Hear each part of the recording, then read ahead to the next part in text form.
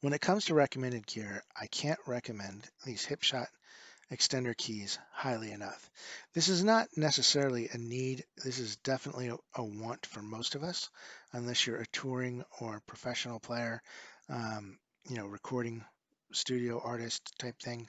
This is going to be great for you, but especially those who gig, who are standing up in front of people, because now instead of having to stop and retune or pick up, put away your bass and pick up another bass, now you can use the same bass for multiple songs just by throwing a lever, so you can jump right into that other song too. If the rest of the band doesn't have to retune, it's only you, no problem. They can keep playing. You just flip this lever, you're fine. Getting these things installed is extremely tricky. I highly recommend watching Hipshot's videos on how to install these. I would make a better one if I had the ability to do so, meaning that I had the equipment and room and all that set up to do. The reason you're watching a picture of an eBay page and me talk about it, I don't have the ability or studio or equipment yet to start making videos where I'm showing you how to install this. Those are coming down the road. Give me time, be patient. Um, but I can offer some pro tips, right? The first is prepare to be frustrated, have some patience, have a cup of tea beforehand, unwind, maybe meditate or whatever, because this is going to be a bit of a challenge for most of us. Some of you will get it right away. Me, this was like trying to assemble IKEA furniture. It was just tough, really, really tough. I just couldn't really, it was hard for me to believe that it actually worked the way that it worked. When I got it on there based upon the pictures that I saw, it's like this can't possibly be the way this is supposed to function. Once you got it under string tension, then suddenly it made sense that this is how it's supposed to work. But it just felt like it was wrong. But I felt like I had it on backwards. So I kept trying to fix problems that weren't there. So don't do that. Trust what you see in the video. You know, it'll believe me, you'll be able to figure it out once you get it installed properly. And while doing so, I just remembered to mention that these have flat head screws. They're flat across the top. The screws, probably for looks wise, that came on your bass are going to be rounded, so you're not going to be able to use the screws that came on your existing, tuning peg. However, these might be shorter, which is a bit of a problem because, as we all know, if you have a longer screw in there and you try to stick a shorter screw in there, it wants to strip and pull itself out. So once you have it all configured and you're convinced that you have it installed right, take it all apart. If you have the case that your screws are longer, if not, don't do this. Dap a little Elmer's on there and put them in there. Now, right now, every luthier on the planet is screaming, no, don't put glue on your guitar. You don't really have a choice because if these back out, you could strip that hole. So I highly recommend it. Um, don't blame me if you screw up your bass, though. It wasn't my fault.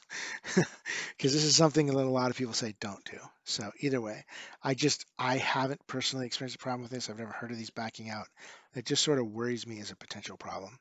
That if you don't, you know, address it ahead of time, it could become a problem.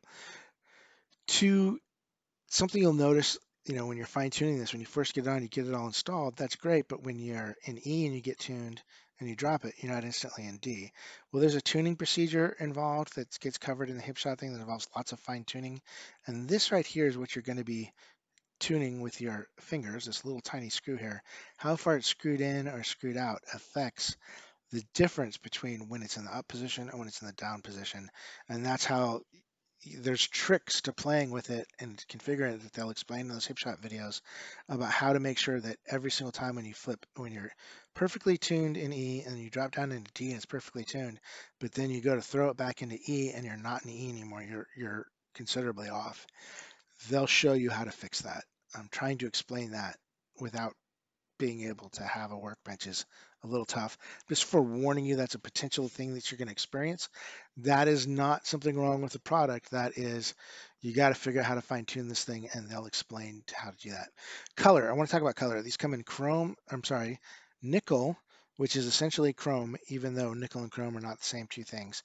When I bought the one for my Music Man Stingray, it said nickel. The tuning peg's description says chrome. When I bought it, held them up to next to each other, they match just fine.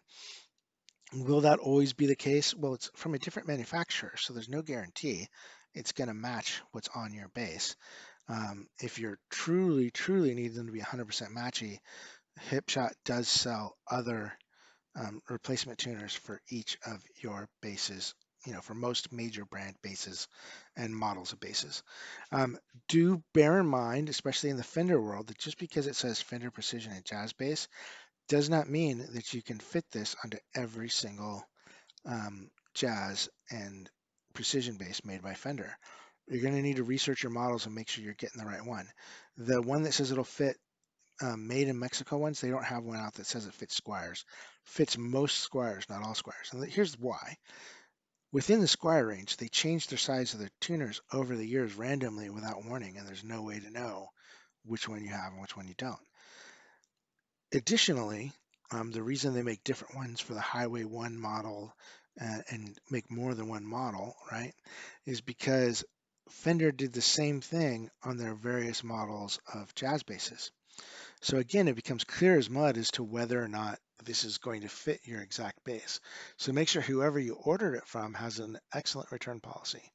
Unless you're, a really good, craftsman and plan on re-drilling the holes in your neck, which none of us want to do.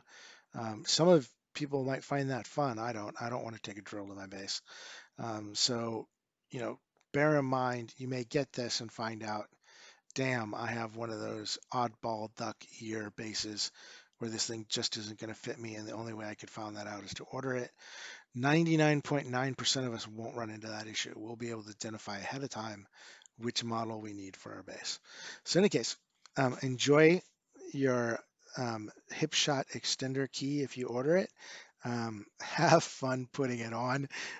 Boy, would I love to see a video of that. And please like, share, subscribe. All three help us considerably.